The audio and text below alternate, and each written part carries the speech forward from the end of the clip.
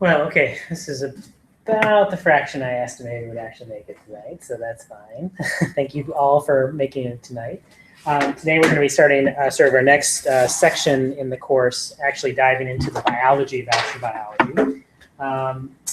Just a couple quick announcements before we start. So reminder that tomorrow morning, the reason we're here tonight is because tomorrow we have the bioluminescence lab. That's going to be in Hubs 4500.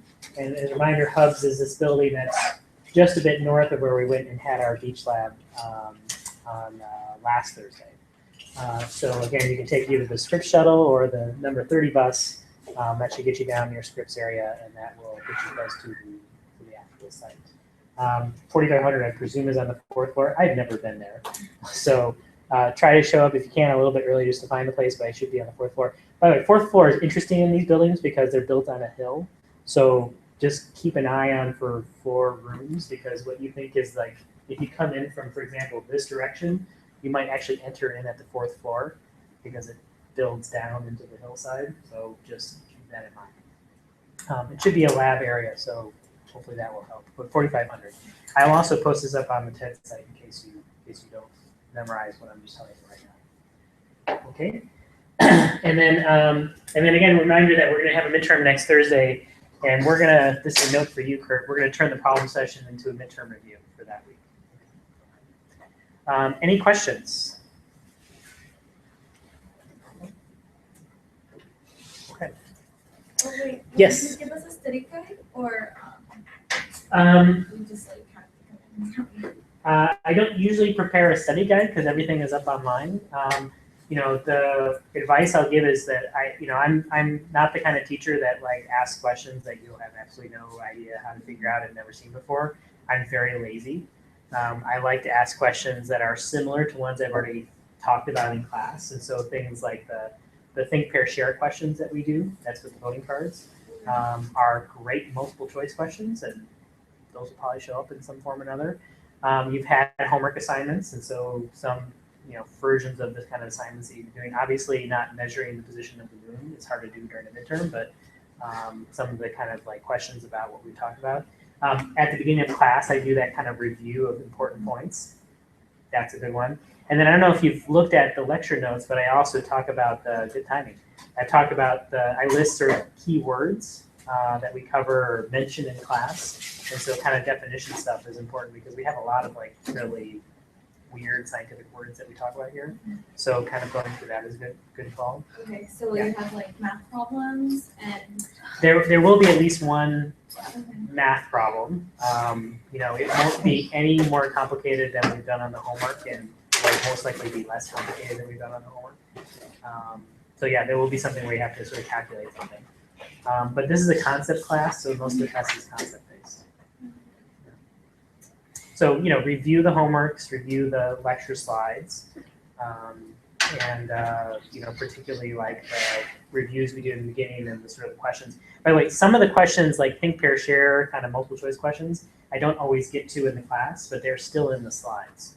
So make sure you take a look at all of the slides, because there's some stuff I just don't cover. And of course, the stuff that's in the chapters that we covered is kind of all fair game as well.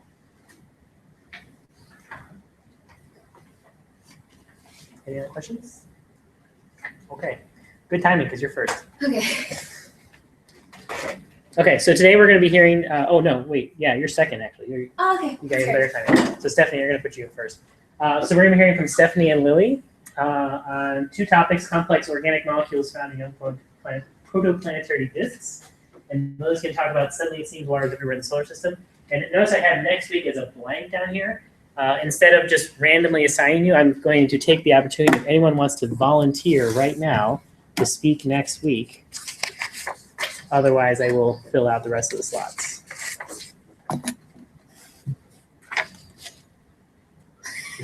Okay. All right. Sorry, remind me your names. Daniel, okay. Michael. Michael. Okay, okay. You want Thursday, okay. Do you want Tuesday? It's not Thursday because Thursday's a midterm, so it's going to be Wednesday. Oh, okay. Or Tuesday. Wednesday. Wednesday? Wednesday, okay. All right. So 2 other people, probably those that didn't show up for class tonight, will be assigned for Tuesday. Okay. Okay, so Stephanie, and then here's some blank sheets for filling out recommendations. So Stephanie, come on up. Oh, that's right. Oh. Magic button. Thank you.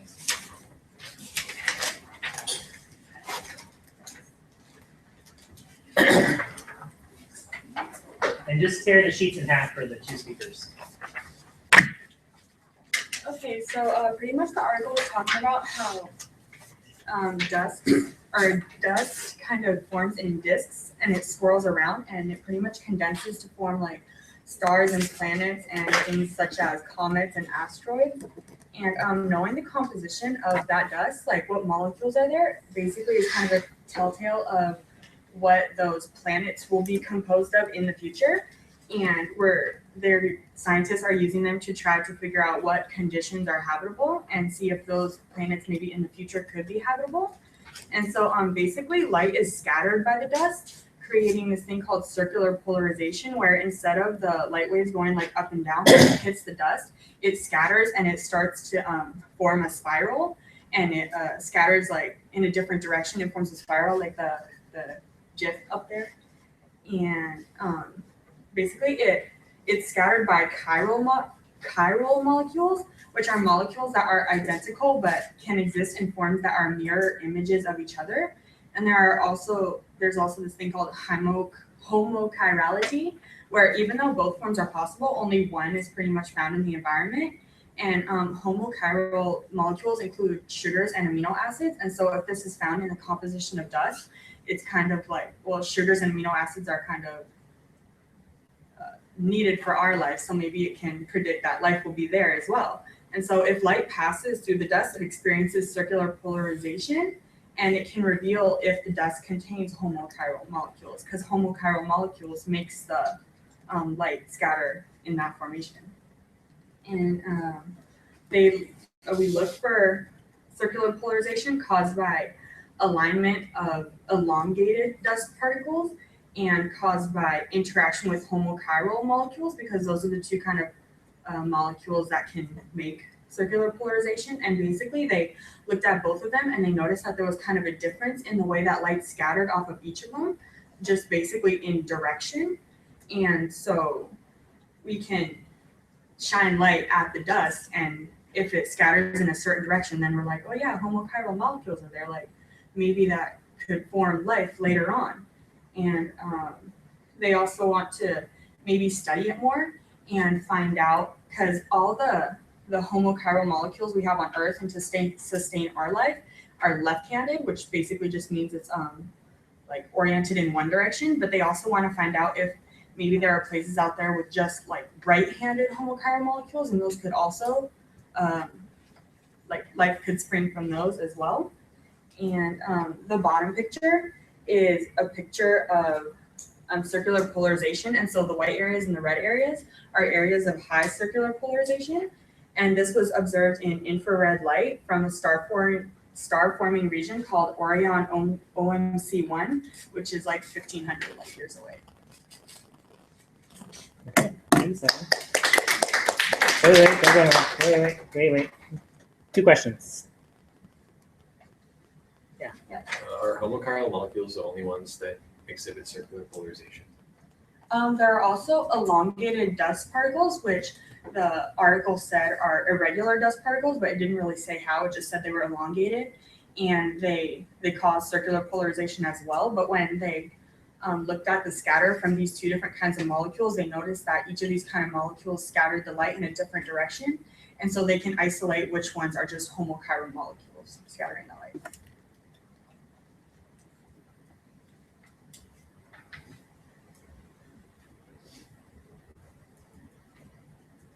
Another question?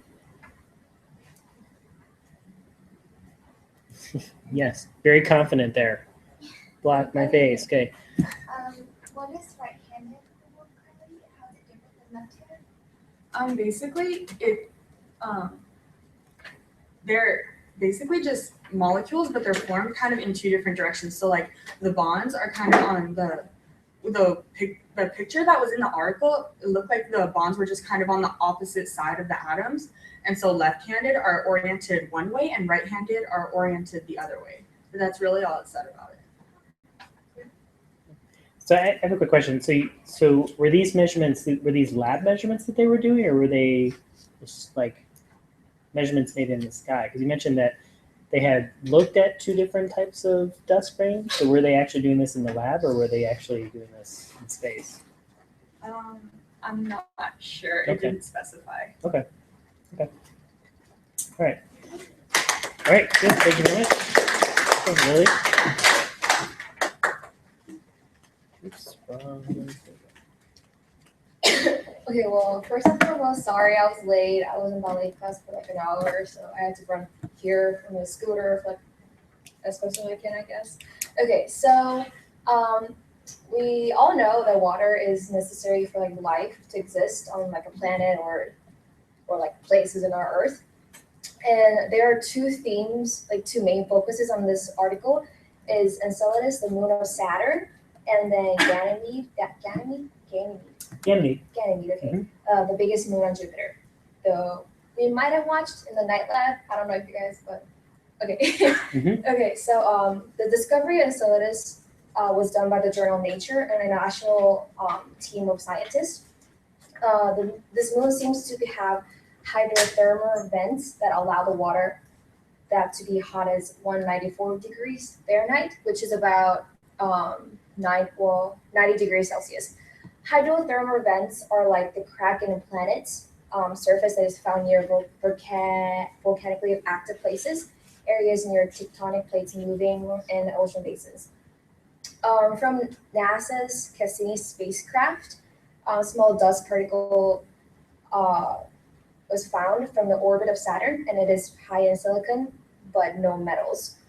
The team further investigated and found that the small dust particle was silica, a molecule of silicon and two oxygen atoms, the building block of the metal quartz.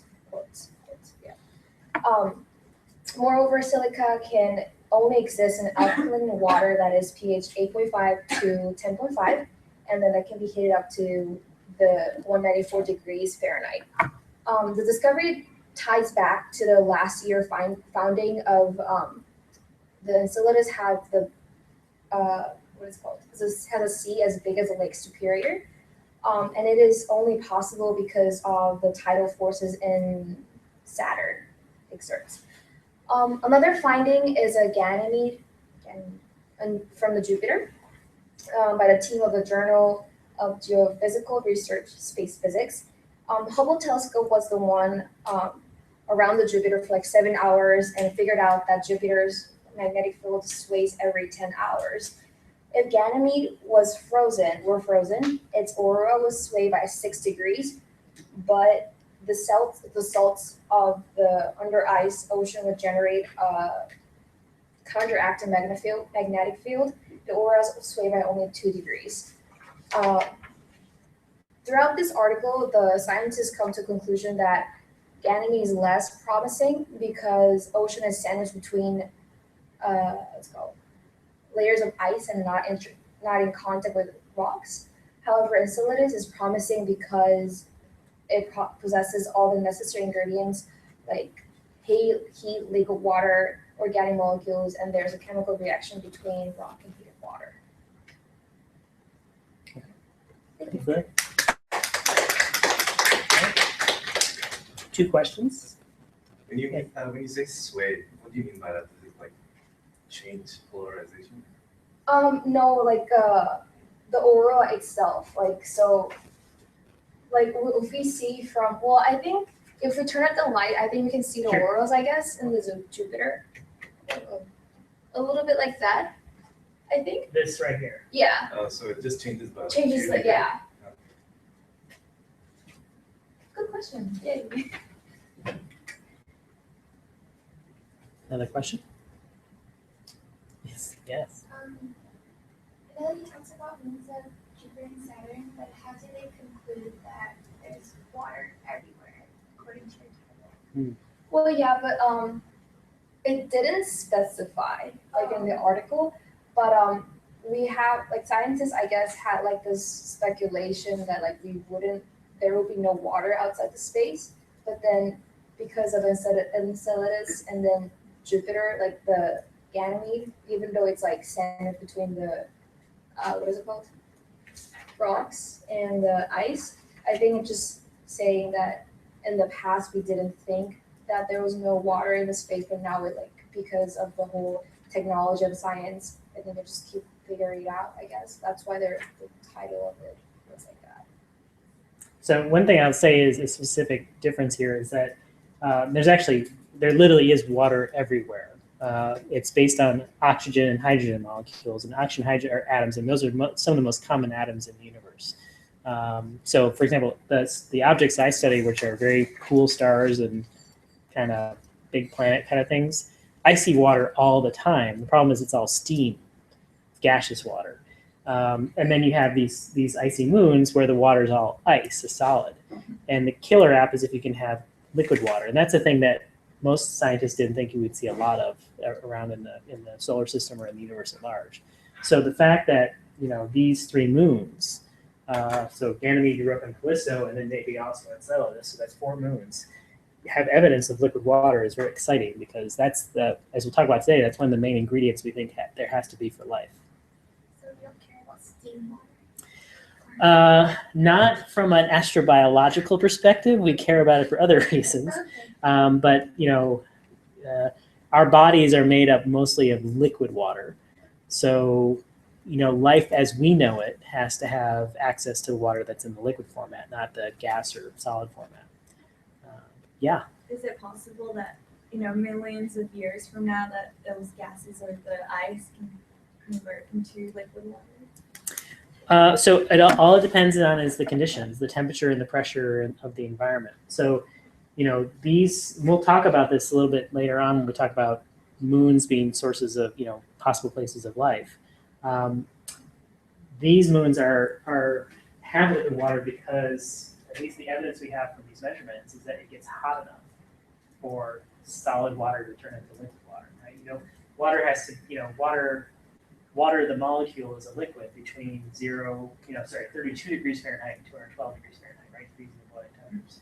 So the evidence that this chemical reaction can only happen at this temperature, if there's any water molecules present, it's liquid, because that's the temperature it is. So, anywhere that you can get those temperatures and the right pressures, you can have liquid water.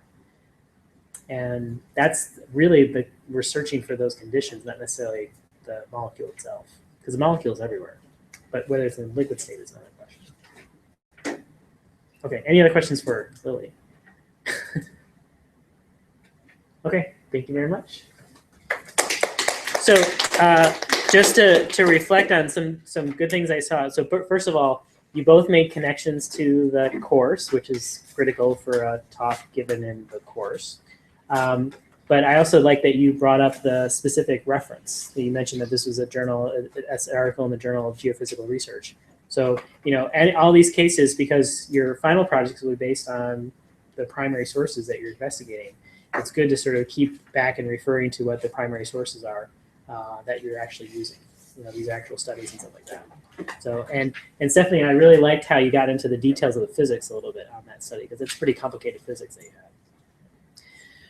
Okay, so today, and actually the best thing is they were both very tied to topics we're going to talk about today. So yeah, please hand in your sort of your notes if you can.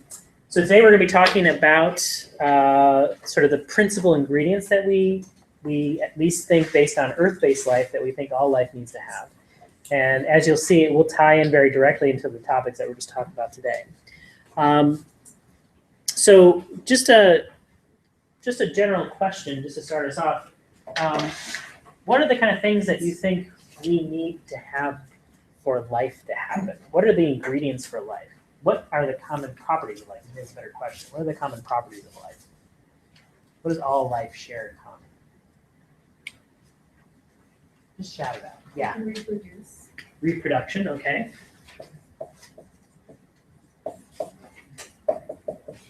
What else? Metabolism. By the way, what does metabolism mean?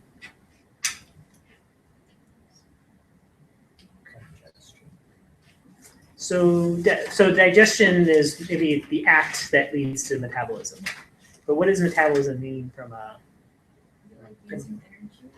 Converting like chemical energy into usable energy. yeah, so you're both on it. So what it involves is taking chemicals out of the environment and extracting energy out of them, right? So one of the things that life needs more, certainly needs is somehow to get energy to do things, right? Like life that's just a rocket that moves around is not very interesting life, but life that's a little microbe that moves around needs a little energy to do those kind of movements. So metabolism is the act of extracting energy from the environment. Right? So that might be a chemical environment. As we'll hear about today and sort of later on, is it may be other sources of energy that life extracts out, but there needs to be some process of actually taking particularly chemicals in the environment and extracting energy out of them. What else?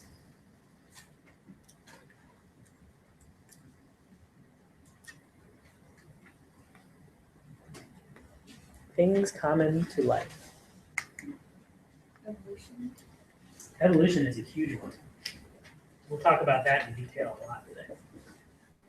All right, the sense that life forms can change over time, can adapt to their environment. That's critical for life on our planet.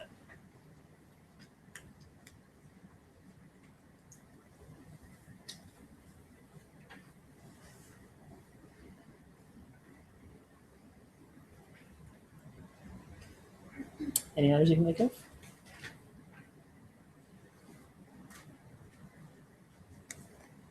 Order. Order. Are you a biology major? No. You're calling all of them out. What do you mean by order? I think in the textbook it's like Oh, you read the textbook. That's it. Wow. Awesome. Go ahead, please. order. I think did it have to do anything with like chemistry? Well, it can, but Or I think, like it had to do with cells. So cells are a kind of order. So if you think more just what's more generally like when we say order, maybe what's the opposite of order? Disorder, chaos. Yeah, like just random mixing of stuff. Yeah. So order is taking maybe some random mix like the gas molecules in this room and converting it into something that's actually you can draw a circle around it and there's something right there. I can see it as a cell or it's a nucleus or something. There's some structure there. It's structure. Right? And that's a critical ingredient for life because that allows you to find life as a different object as opposed to everything else in the environment. So order is definitely important. Okay. Anyone else who read the book know the other two? I read the book, but I don't remember. Maybe didn't memorize it. Is heredity one? Heredity kind of comes. Oh, let me see. Heredity kind of comes into evolution a little bit. All right. It is actually its own thing. And we'll talk about a little bit difference between evolution as a sense of change versus evolution as a sense of continuing, carrying characteristics ahead of time. So actually, I'll give that to you. That is probably, I'll do a slash here. Heredity. But some way of passing traits on to the next generation is an important ingredient that connects evolution to reproduction. Yeah. I was wondering if genetics can be in the heredity also. Yeah, so that's genetics happens or heredity happens Okay. through genetics. So that's definitely part of it.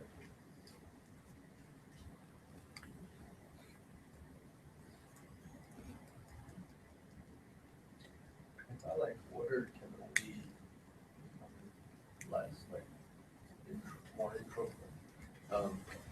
So how can water be one of the defining traits of life? Well, so there's there's the laws of thermodynamics, and one of the, I don't know, Kurt, is it the third law of thermodynamics? Entropy increases? Second law? Nice. All right, second law of thermodynamics is that over time, entropy or the sort of disorder of a system increases. That's a lot of the statement of sort of how energy moves in a system. And the sense that, the fact that we have order, that we extract from the environment energy to create order, we are not thermodynamic systems. So we life as a sort of organization is able to at least temporarily get around the second law of thermodynamics. Now, in reality, you don't. You actually take a lot of energy out of the environment and you create chaos around you. But at least if we look at the circle around each life organism, that's order. It's structure. Okay, well, so let me just so we'll look at some of the things. These are the 6 that are discussed in the book. Now, I should say that just because these are the 6 discussed in the book, these are not like the 6 criteria of life that all biologists agree on. In fact, you could find probably a room full of biologists and get a room full of different topics. But this is not a bad list to start off with, and we'll dive in a little more detail in just a moment about that. But so you've got most of these. So order is definitely important. If you want to actually talk about where is life, it's good to be able to point at something that says that's life. That's a structure that corresponds to life. And in fact, biological organisms have an incredible amount of structure to them. Right? We take many tens of the 24s of atoms and put them into a structure that is not something you would find just randomly in nature.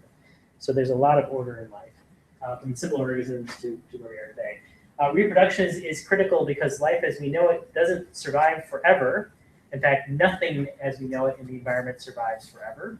Right? There's always processes of weathering and things breaking and breaking down and dissolving and burning and all sorts of processes that break things down. Somehow we get around this by just making copies of ourselves as we go forward in time. The important thing is growth and development, right? We don't start off as fully formed humans. We start off as tiny little embryos, and we grow and develop over time.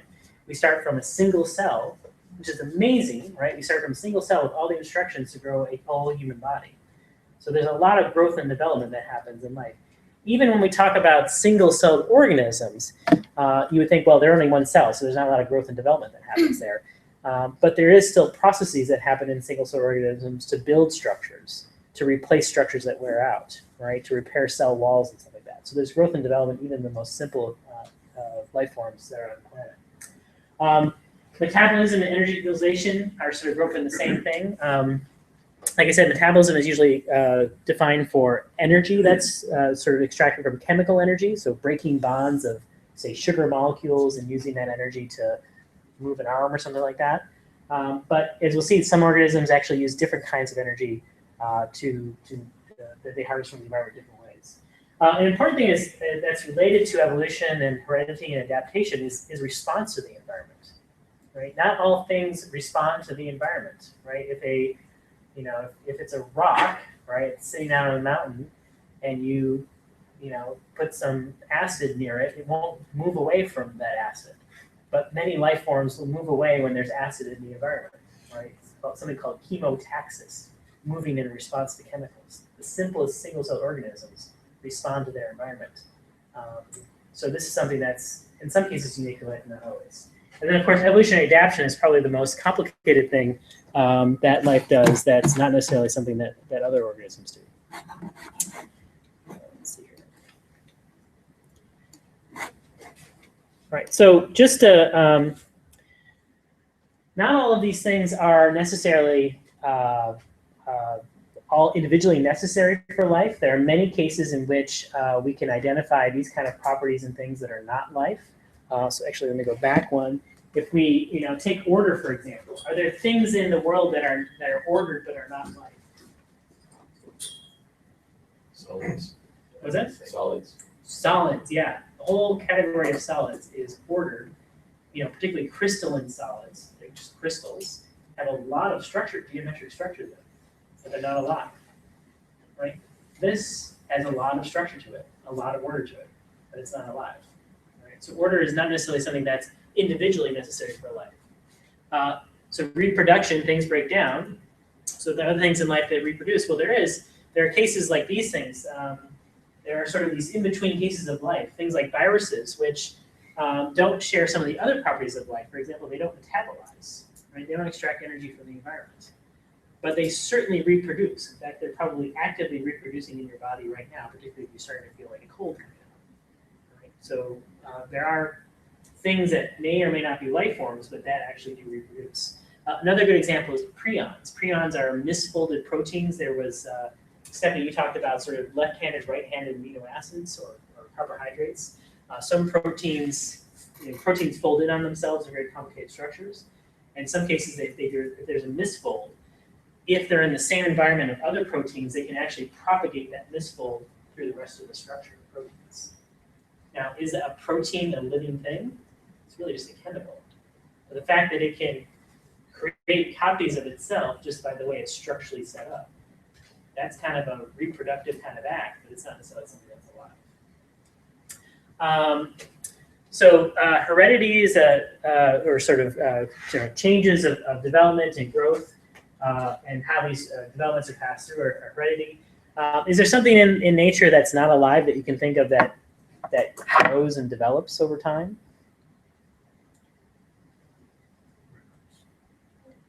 Rivers, okay, yeah.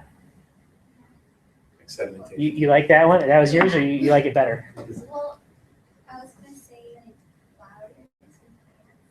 Well, those are alive though. So Oh, yeah. so what's something that's not alive as far as we kind of call things living? That actually you had one real quick. Sedimentation, like when rocks build up. Yeah, over time we saw sedimentation down on the beach yesterday. That's a whole cliffside. That took some time to build up, but it grew. Right? You had one. A mountain, same thing. Yeah, it grows over time. All right. So again, that particular action or characteristic is not necessarily exclusive to life. It happens in other things as well. How about energy utilization? Anything that you can think of that uses energy that's not alive? Yeah, phone.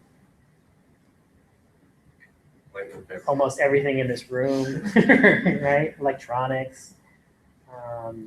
Yeah, all sorts of things use energy that are not alive. How about response to the environment? You think of something that responds to the environment that's not alive. What's it? So what happens to a rock in? Won't run away, but will it respond to the? Fire. Sprinklers. So yeah, if we change the environment in this room as if we set something on fire, the sprinklers will react. They'll turn on. That's a response to the environment. Yeah. Couldn't we say phones are alive though? Because they're ordered, they reproduce. So wait. I mean, So something phones? Yeah, well, something. Okay. I mean, something reproduces it. Because there's so many of them. They're like parasites, right? So good. So let's go back. So where was reproduction? I haven't done reproduction. Yeah, reproduction. Okay. So reproduction is really an object reproducing itself. But like if you think about it, Yeah. like they give us joy, so then we reproduce for them. So it's like they're like viruses. Okay. So I can reproduce a lot of things, right? I can make like lots of matches. I can fold 1,000 cranes. Yeah, but Is everything that gets reproduced by something else alive? because doesn't virus do that? Like it uses something else to reproduce itself. Yeah, that's why it's on the is this alive or not thing. So actually, no, I actually thought about that in this detail. You're right. Viruses actually harness they harness our genetic sort of machinery, our sort of reproductive machinery to make itself. So in that sense, it isn't actually reproducing itself. So that's a good point. So maybe I should take that off that slide. But generally, we think of reproduction as things that actually physically make copies of themselves. So a phone or this thing, But you see, we I like it. can't- We make our what's I that? can't reproduce by myself. I need someone. Oh. Well, but you need. Okay, no, good point. Let me modify that. So I would say oh wow, I'm gonna get myself in trouble here. So I would say this is the problem with life discussions. I would say you need someone else to reproduce yourself. Although probably with technology we could probably do it otherwise.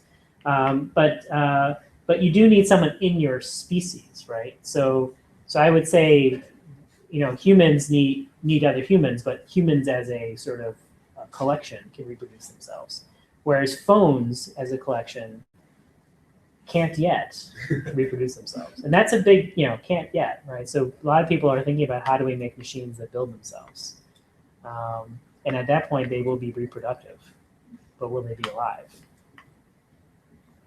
That's just a question. But a good point on the viruses. I have to think about that. All right. Okay, so we talked about response to the environment, the sprinklers in the room.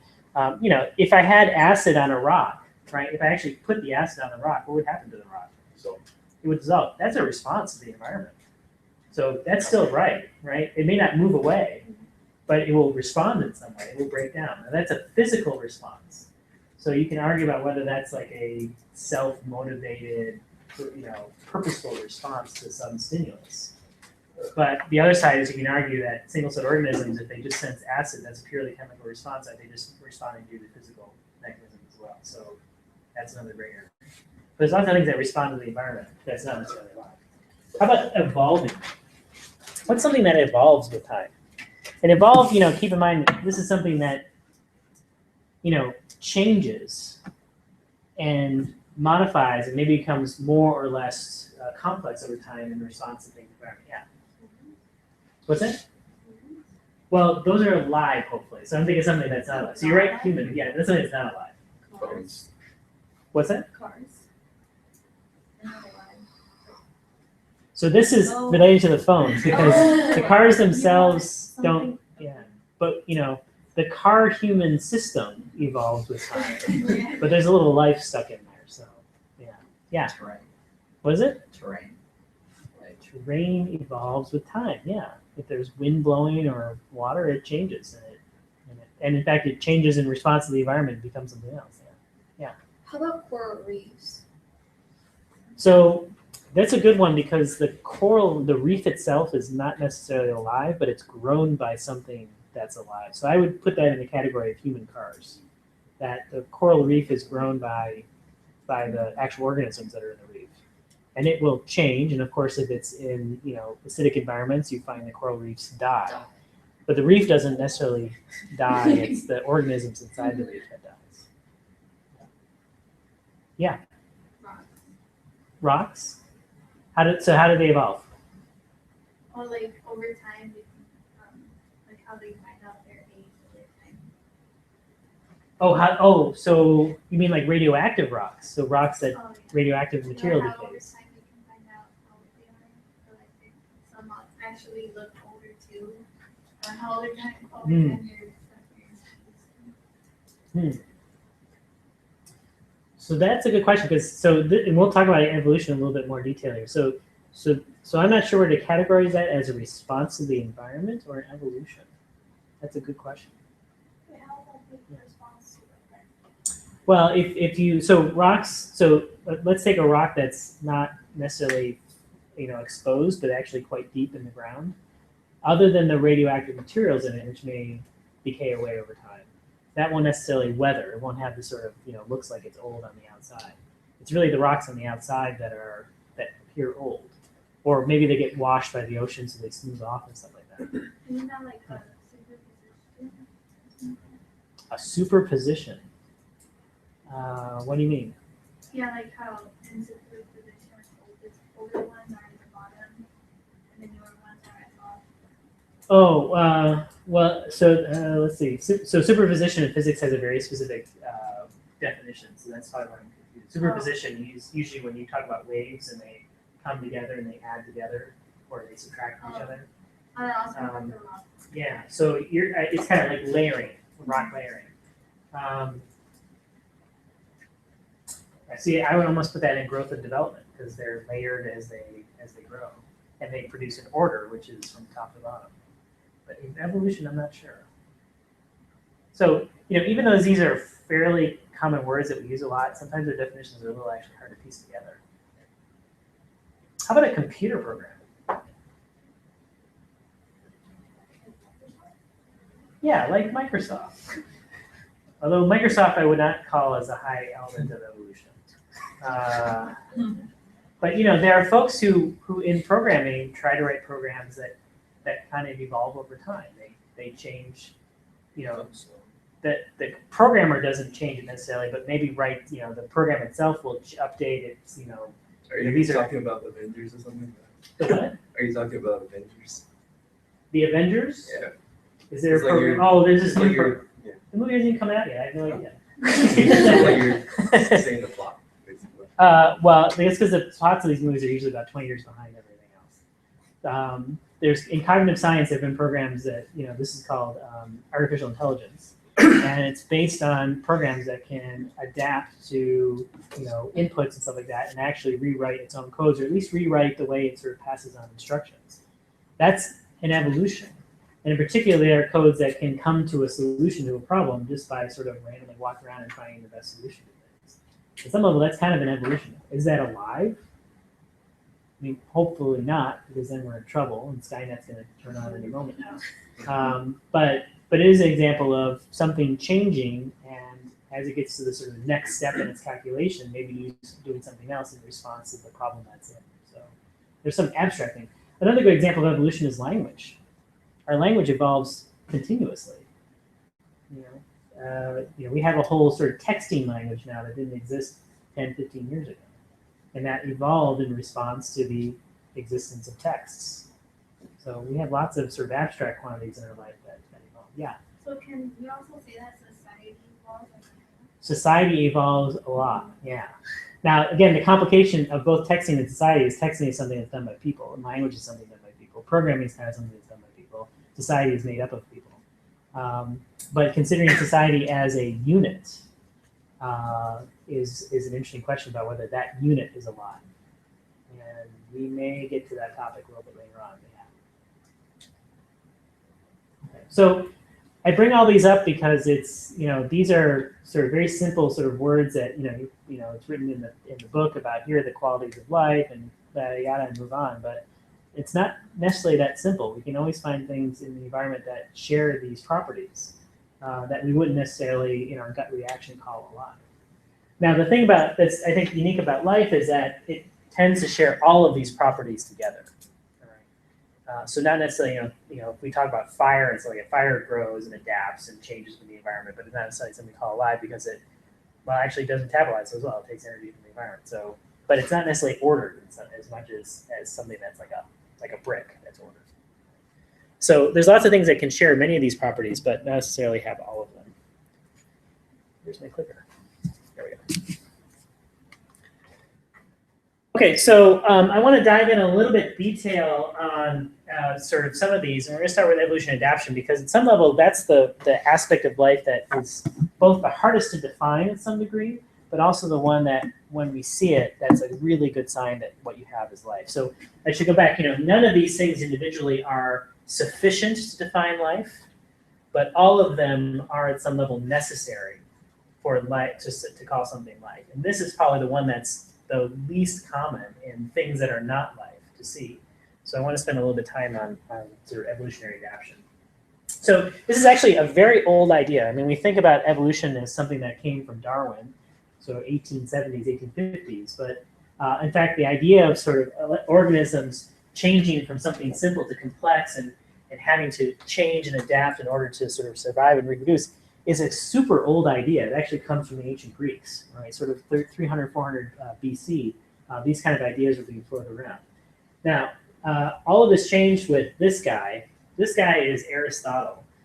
We didn't get a chance to talk a lot about sort of the evolution of our understanding of the Earth and Earth being at the center of the universe as opposed to the sun being the center, as opposed to neither really being the center of the universe.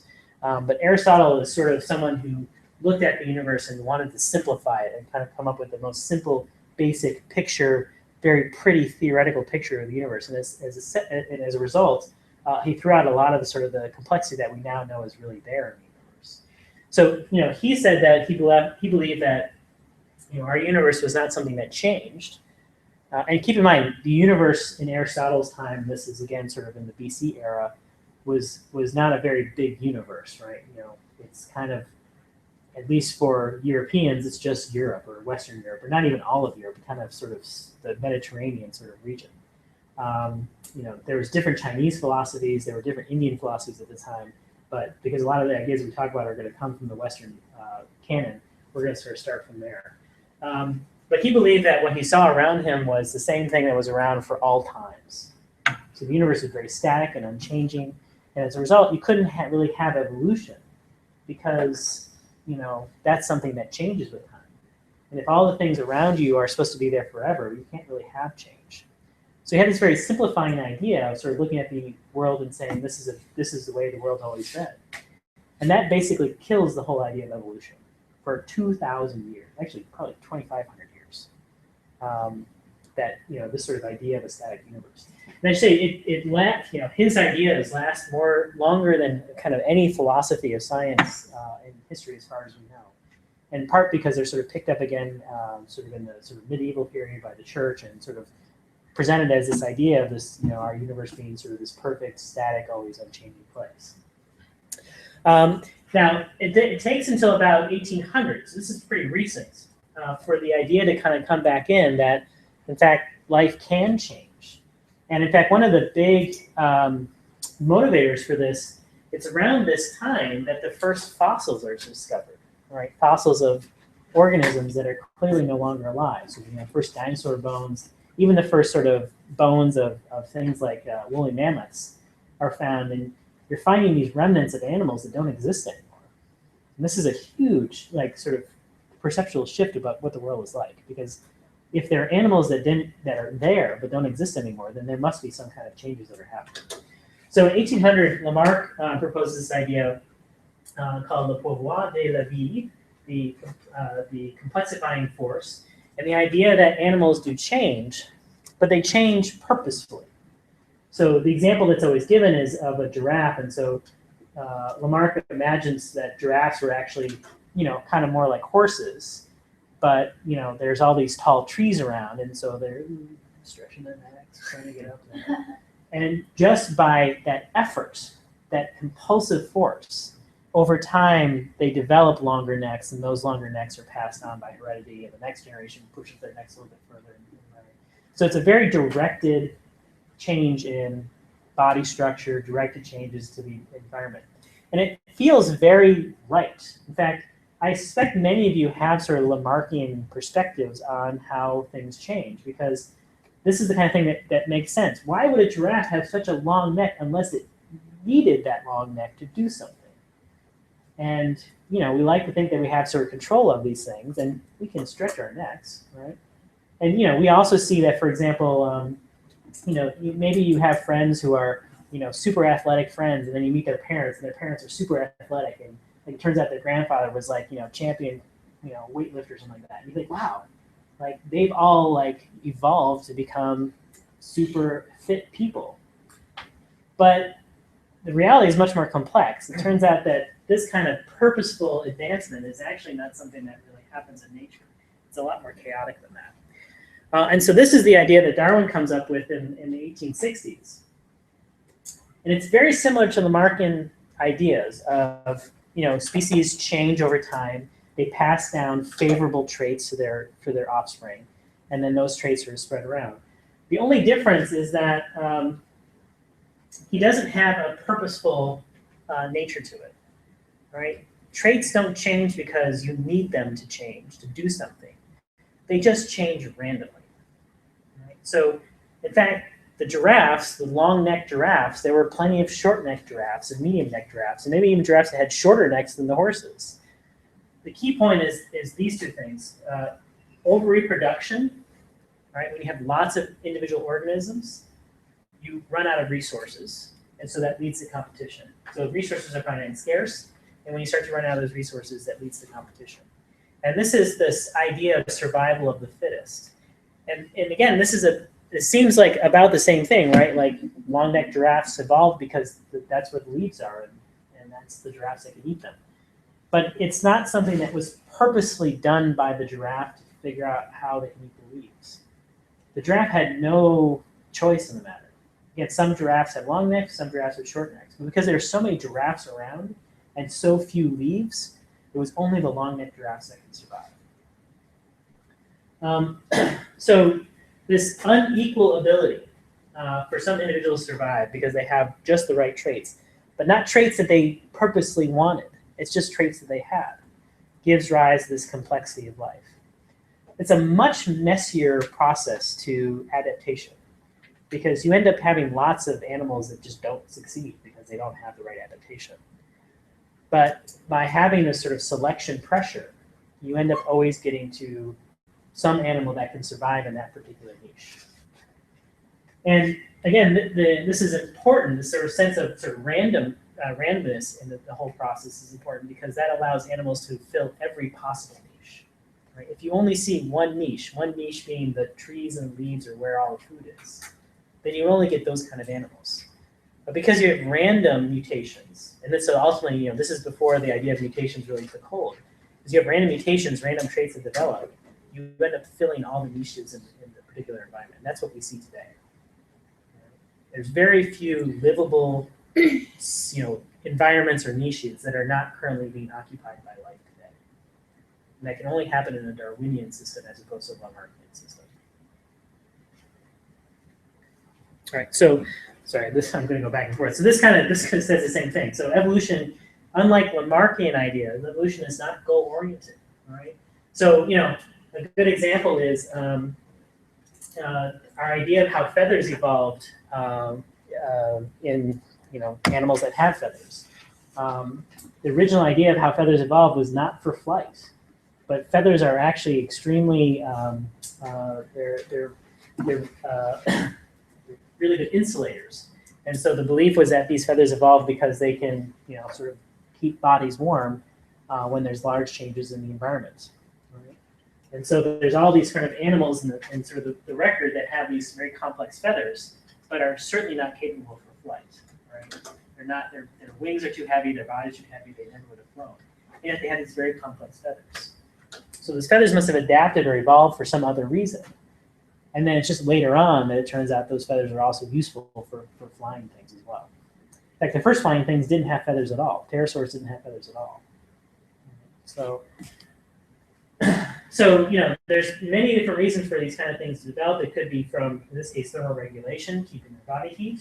It could be from sexual selection, right? Peacocks have incredible feathers, and they're completely useless, except to pick up chicks and guys. All right, that's it. Right? So there may be different reasons. And so there's different ways of these selections to happen. There's natural selection, where it's something that nature actually imposes on you. There's a really good example of natural selection just in nature here. If you just think about lightning strokes, you take a picture of lightning. Lightning, when we see it, looks like there's just one bolt that hits the ground. But in fact, if you take a really fast, sort of high rate film track of lightning, you get lots and lots of little tendrils that kind of come out from the cloud to find a path. It's only when it finds the one path to the ground that all the energy propagates down that one bolt. And that's a natural selection process, because this one direction gets you to the ground where all these are dead ends. And so what happens? All the electrons move down that one direction. So that's a kind of an illustration of a natural selection process, a very instantaneous natural selection process. Of course, life's natural selection is much more long-lived. An example of sexual selection, as I mentioned, peacocks. There's also these birds of paradise in Papua New Guinea and Indonesia that have incredibly elaborate, colorful, sort of extravagant feathers that not only are utterly useless, they actually, like many of these birds, can't fly because of their feathers, or they trip over them, or they're completely obvious to predators, which is not usually a thing you think would be good for propagation of the species. But in this case, because of sexual selection, right, the choosing of mates, who you sort of mate and do offspring, has resulted in this evolution of very extravagant sort of body types in order to mate, to be the mate that you can make offspring with. Right? And so natural selection, sexual selection happen naturally in nature. There's also, of course, artificial selection, which is selection that we do. A great example is, of course, dogs. Dogs come in incredibly different shapes, sizes, fur types, sort of intelligence, whether they follow directions, whether they completely don't follow directions. But all of these are the same species, which is astounding. All of them are exactly the same species, but they have completely different body types, completely different behaviors. And that all comes from just our selection effects, right? We have bred dogs over thousands of years to have very specific purposes. And as a result, we have this huge variety of dogs, even though they're really ultimately related to one species, which is a wolf. Right? But they're very, very different, right? But all the same species. One that you're probably less familiar with is the wild mustard plant variety. Things like broccoli and cauliflower and cabbage and Brussels sprouts and leaves and kale all come in different parts of the grocery store, but they're all actually related to one single plant. And it's just a matter of selecting specific varieties for different traits, right? Having something where you've got a lot more sort of foliage or more meat, something that you want white as opposed to broccoli. I don't even have purple cauliflower in here, but that's another example of sort of a selected trait that's now sort of its own sort of item, but it's still the same species, of plant. Yeah. So for the vegetables, do they, from the wild mustard, and just take out some ingredients out of that, or how do they? So today there's we know enough about genetics that this is often now done through genetic modification mechanisms. So you actually identify what genes, for example, give rise to really thick stems, and you select for those based on genetic selection mechanisms. But over many sort of generations of these plants, you can grow a whole field of wild mustard and find the ones that have, instead of yellow tips, green tips, and then you just grow those. All right. So it's literally us selecting the varieties that we favor for whatever reason. Right. In this case, we're favoring it for sometimes just aesthetic reasons, sometimes for taste reasons, sometimes nutrition reasons, sometimes because they're easy to put in boxes, right? That's done just by looking around and selecting ones that you want to fertilize. Today we can do it much faster with genetic modification. Yeah.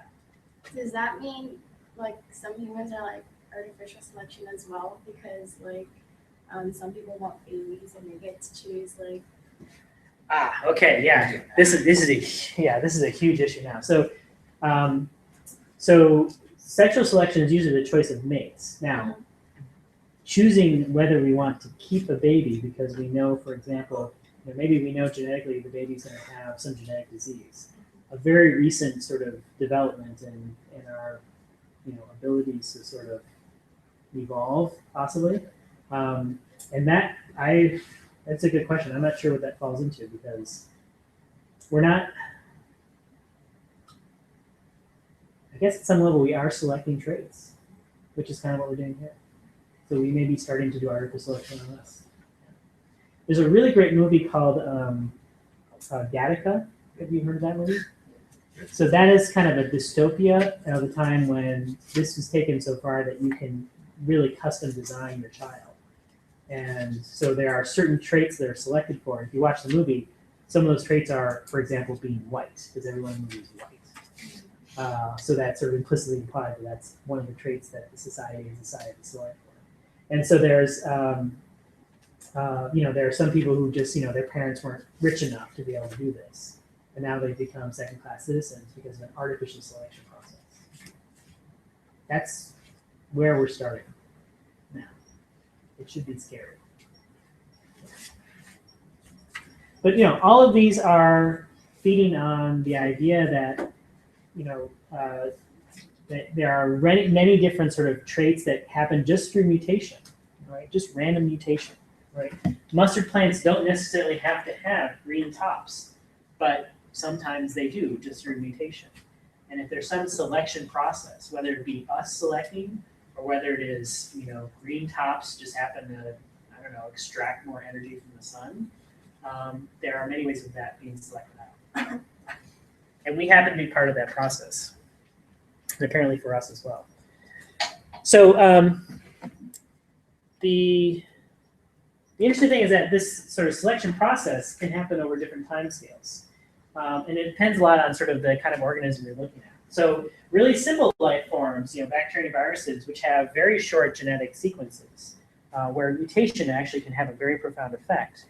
We see extremely rapid evolution for those kind of species. In fact, today, if someone questions evolution, you can always point to sort of all these studies of antibiotic-resistant bacteria. These things happen quickly. Right, so resistant disease infections. If you don't take your antibiotics in the full sort of 12-day or 14-day course, you can very quickly sort of foster a whole set of bacteria that are now resistant to those drugs. So that's why they always tell you take all of your antibiotics, right? because there's always some little mutants in there that may be resistant. And by creating an environment in which those resistant bacteria can thrive, you end up bringing those sort of genetic changes out into the world. Right? That's kind of an artificial selection process. Whereas more complicated life forms, because we have much more complicated genetic codes and longer codes, little changes in our sort of DNA or mutations tend to have much slower effects. And so a good example of that is sort of the genetic evolution of us, all right, from sort of chimpanzees and hominids. We sort of divided from chimpanzees something like 5 million years ago. But it's taken 5 million years, and you can think about how many generations of that. You know, the average human back in this time is something like 25 years old. All right, so 4 for every 100 years, 40 for every 1,000 years, 40,000 for every million years. That's 200 million generations. Sorry, 200,000 generations. 200,000 generations. That's a lot of generations. But over that time, you can get fairly large changes in structure, but it takes a long time. It takes many generations. Because the genetic code is so complicated. So this will come up when we talk a little bit about sort of the long-term evolution of life. We see really rapid changes during the period where life forms are very simple. But the changes kind of slow down as we get to later and later sort of, current day states. But they still happen. Okay, so you have your cards out. Get out your cards. I have a little questions for you.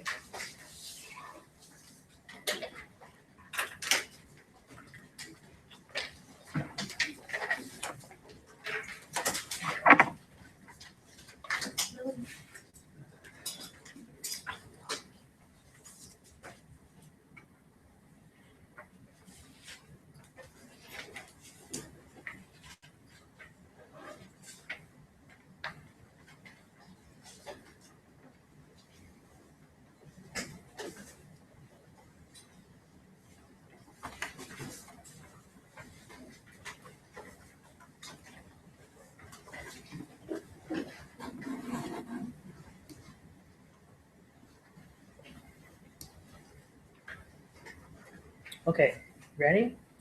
Count of 3. 1, 2, 3. Okay, you're converging on 2 possible answers. So find someone near you who has a different answer and convince them that you are correct based on your extensive knowledge of mammal and octopi eyes. I did so deep, but I mean, I think I should have picked A, yeah. That's not a very strong argument.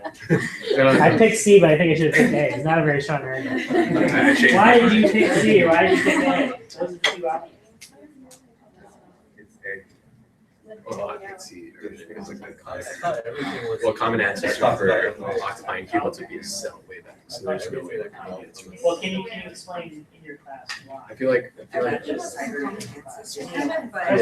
like things evolved maybe like after the split Yeah. or something. Yeah. They Yeah, evolved. there's not- let me think about it. Okay. But I just know C. What you're saying, C. Why did you pick it?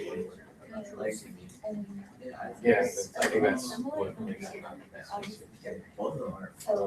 Because I mean, the common ancestor of a octopus and human would be like same. You guys converted? They've been Something very, like very, that. That doesn't Yeah, have same eyes. shape. yeah. It wouldn't have had eyes. So, You convinced her? go back. so yeah, I think seriously, just because things happen. Similar things. Okay, so should we do a Way different. So they branched out. should we do another vote? Okay, count of 3. 1, 2, 3. Wow. Hey, Kurt.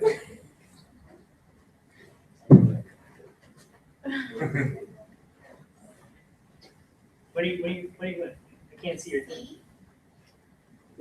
1, 9. 1, 9, 9. Okay, what's the right answer? Okay. A. Sorry. It's a problem when it's a small class. Yeah, almost everyone. It's funny because you were about 50-50. You don't converge on A. Why A?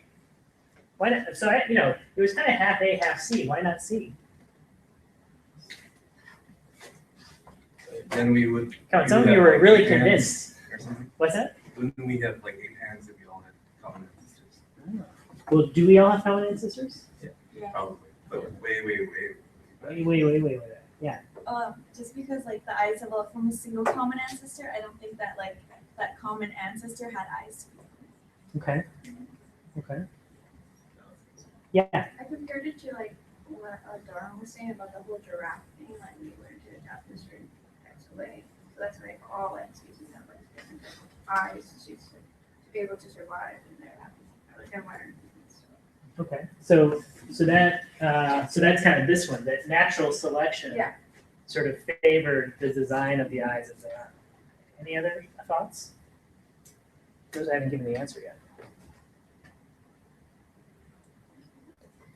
Okay. Well, okay. So actually, A is the right answer. This is actually not a bad one because we do have a lot of common traits we have. We do evolve from a common species, but that common species does go way, way, way back. In fact, before eyes really developed a great detail. And it's actually really scary how similar our eyes are. This is sort of two models for both the mammal eye and the octopus eye. The way this is described is they're almost exactly the same. The one big difference is our eyes are actually a little bit worse because we have this blind spot, which is where our optical nerve comes up to the back of our eyes, right? So we don't have the sort of eye sensing sort of cells at that point where all the nerve bundles come in. And octopi are a little more evolved than us because they don't have that blind spot. Right? But and we're also, it's not going to be one type of eye is possible because we have lots of different kinds of eye. If you think about fly eyes, they're completely different, right? They're sort of the multi-lens eyes. Snakes have sort of these infrared sensor eyes that are on the side of their heads.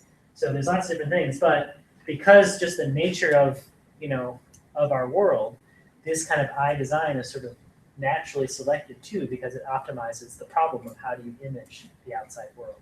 Yeah. For the insects, Mm-hmm. because you just said that it's like all lenses, so can we see that as like eyes for them, like so many eyes for them? It's just one eye with like different lenses then?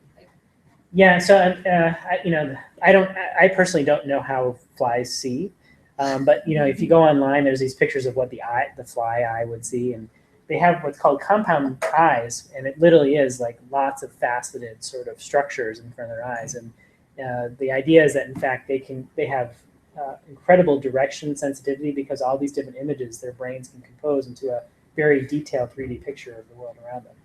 And you think about how hard it is to catch a stupid fly. It must be working for them really well, right?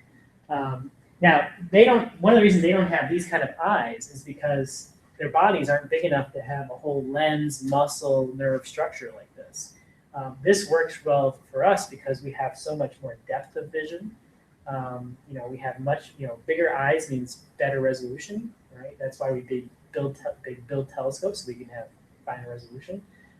So fly eyes have probably very poor eyesight in the sense that they can make out, very small details. But the way those compound eyes are designed, they can actually see things from many different directions at once, and so they can get a better picture of the world around, a fuzzier picture, but a better picture, and within the limits of their size. So there's lots of things, like flight, right? Insects and birds have flight, but they're not something where the common ancestor necessarily had flight because common ancestor insects and birds goes really far back. Lots of animals have digestion, but so do some plants. And plants and animals diverged, way before there was really kind of a complex digestion system. So again, these are things that developed independently and randomly, but because of the environments that these particular animals are in, they kind of develop the same kind of strategies, right? Okay. So that's sort of just some basics of life, and now it's kind of, and sort of the time I have left, I want to sort of dive into sort of what are the very specific elements that are important for life. And I'll start with the elements. When you look at what elements make up most of the molecules that are in our bodies, in fact, 96% of them are just 4 elements, hydrogen, carbon, nitrogen, and oxygen. Most of the elements are made up of those. Now, where are these things on the sort of abundance table? So this is the abundance of elements in the universe, all right? So either from the sun or sort of measured from different stars in the universe. And you can see that this is on a log scale. So hydrogen is by far the most common element in the universe. It's the simplest element in the universe. And it does make up a significant fraction of our bodies. Carbon, oxygen, and nitrogen are also among the most common elements in the universe as well. So it's probably not too surprising that the elements that are most abundant around us are also the elements that we're made up of. Right? Now, by the way, so this is 96%. We can actually go to 98% by just including two more elements, phosphorus and sulfur. Phosphorus is a key element for ATP and ADP, which is the energy molecules, not just in our cells, but all living organisms on the planet. That must have started pretty early on. And sulfur is a very common element in some of the proteins that are necessary for at least for human life, particularly nucleic acids. But that's almost everything. There's a whole periodic table here, and we're only made out of 6 of these things for the most part. Now, just to keep in mind, these are pretty heavy. So hydrogen is, hydrogen started off in the beginning of the universe. It's just a proton. So it's a very basic sort of particle that's common everywhere. But carbon, nitrogen, oxygen, phosphorus, sulfur actually require very specific environments to grow. So I talked very briefly about what happens inside our sun, that fusion is a process in which hydrogen gets turned into helium and you extract some energy out of that process. To do that particular nuclear reaction, you need a temperature that's at least 3 million degrees, and the sun's about 15 million degrees. So it can fuse hydrogen to helium quite easily. But to fuse carbon, to make carbon, which you do by taking 3 helium atoms and smashing them together at just the right time, requires a much higher temperature, about 500 million degrees. And this temperature is not reached in stars like the sun. Like, it's only reached in some of the most massive stars that are out in the universe. So most of what we're made out of had to come out of very specific kinds of stars, very massive stars. If those stars didn't exist, those elements wouldn't exist, and we wouldn't exist. So we can actually trace our origins to a relatively sort of narrow scape. Now, carbon is probably the most important of these. In fact, any compound that contains carbon we call an organic compound. So if you take organic chemistry, that's just chemistry with things with carbon in it, right? That's the whole basis. And the reason that carbon is so important is because it's one of the most flexible sort of atoms in terms of making molecules. Its outer shell has 4 electrons, which means it has the potential of forming 4 different bonds, because it needs 8 to sort of fill its shell. And so it can make these 4 different bonds, and that means it can bond in all sorts of different configurations. So just pure carbon alone has lots of different forms. You can have carbon as a diamond, you can have carbon as a graphite, right? You might want this more than this, but it's still the same element, right? There's even things called Buckminster fullerene molecules, which are also all carbon, but they're carbon in this form of like a soccer ball with 60 carbon atoms that make this sort of thing. We can see these things in space. They exist out in space, they exist in the lab. This is another form of carbon. Right? So it's very flexible. It can make lots of different structures just with itself, but it also can make lots of structures with other elements as well. So and there's 2 other things. The bonds that it forms are what we call high affinity. They're very strong bonds. It really wants to bond things together, right? Because of these 4 gaps in its outer shell, it really wants to have other atoms around to sort of fill those gaps. So those bonds that form are very strong. And it also can form even double and triple bonds. So that strength is critical for things like structure and order, right? The only way I can walk around is that there's some kind of structure that allows me not to just collapse into a pile of goo. And that structure ultimately comes in the form of these carbon bonds. The strength provides structure. Now, carbon is not the only atom that requires 4 electrons, right? In the periodic table, those periodic tables are because there's patterns in the electrons that are on the outer shells. And so this column in the periodic table, carbon, silicon, and germanium, all require 4, can form 4 bonds with other things. And so why do we have carbon? Why not silicon-based life? Well, and actually there's a good reason for silicon, because silicon is actually the 2nd most abundant element in the Earth's crust. I talked about all the elements that are in the universe. Carbon, nitrogen, and oxygen are very common. But here on Earth, all right, our rock metal-based planet, silicon is actually the 2nd most abundant. Anybody know what the 1st most abundant element on Earth is? I'll take a guess.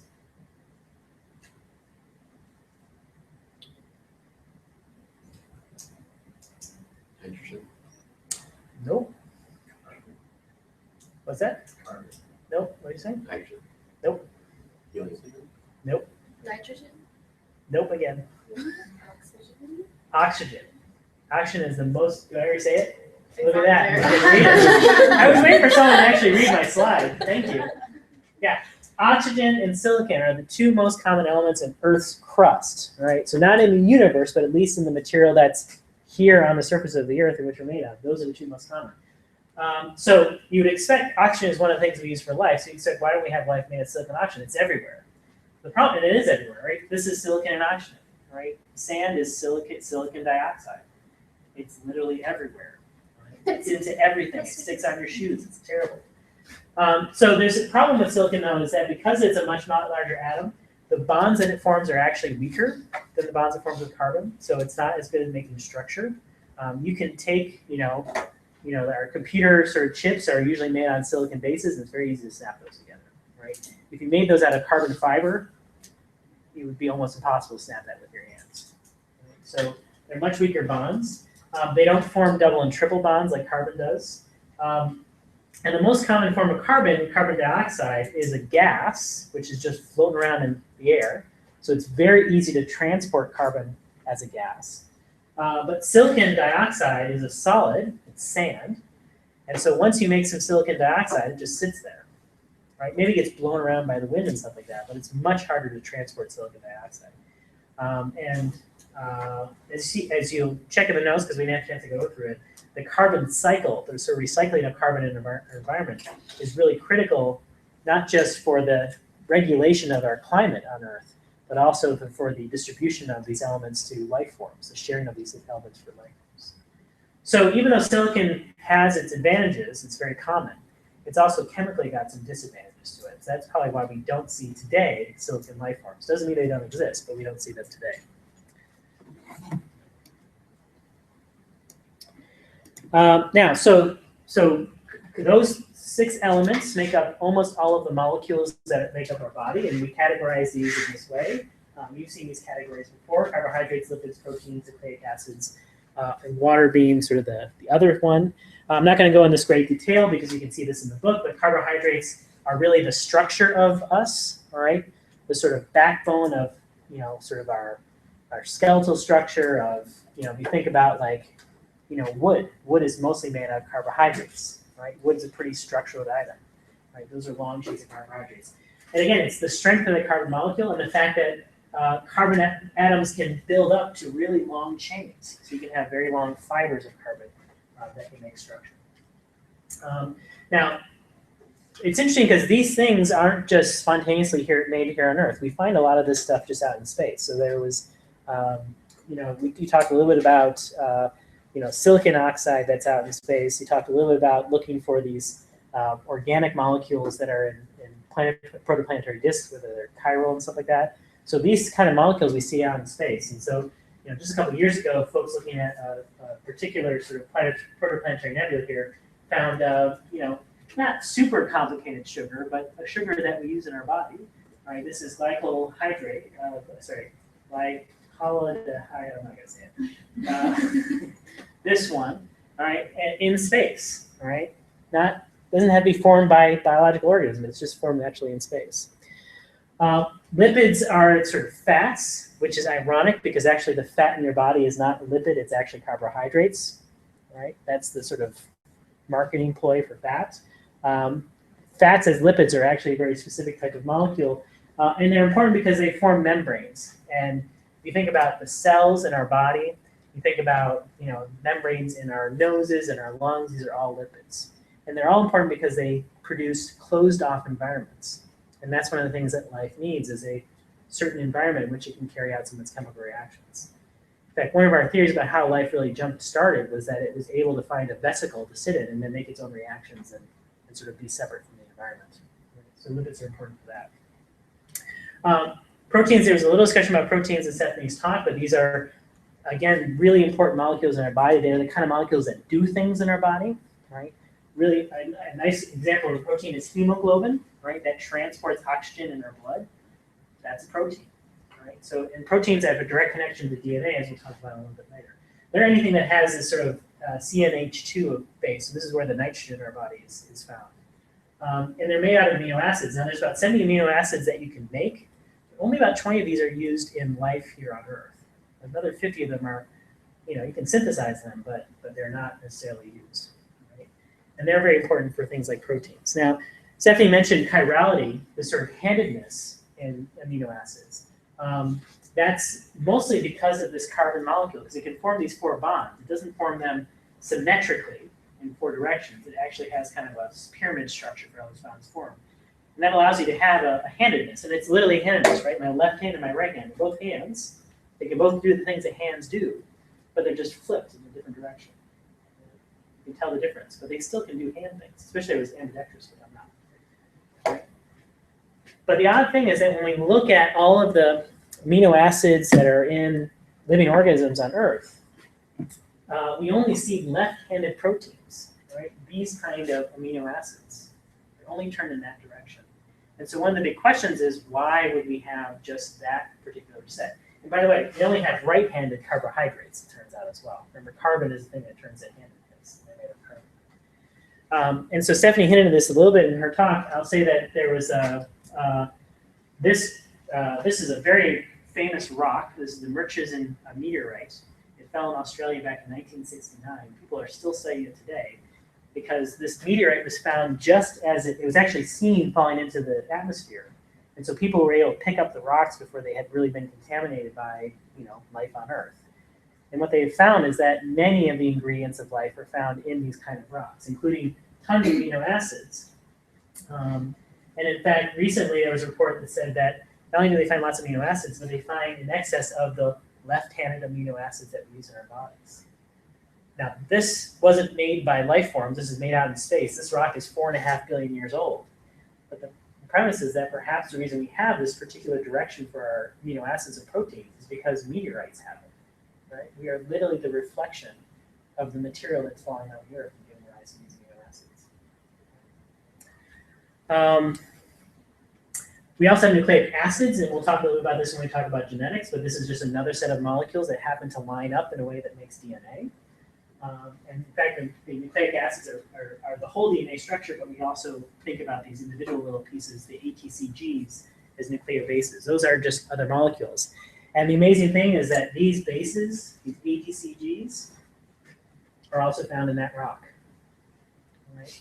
The baseline for DNA is also present in meteorites. And other nucleic acids like xanthine, which is, by the way, a precursor to caffeine, is found in rocks. So you can blame meteorites for your addiction to caffeine, right? And your addiction to caffeine is actually addiction to a nucleic base. Okay, so I'm going to stop there because we're running out of time, but we're going to get back into the sort of other aspects of life. But just a reminder for tomorrow, we're going to actually interact with life forms. We're doing the bioluminescence lab. Remember, that's at Hubs Hall down Scripps Institute of Oceanography, and I will see you guys there at 9:30. And thank you for coming out tonight. I appreciate that it's a late night, so thank you for coming.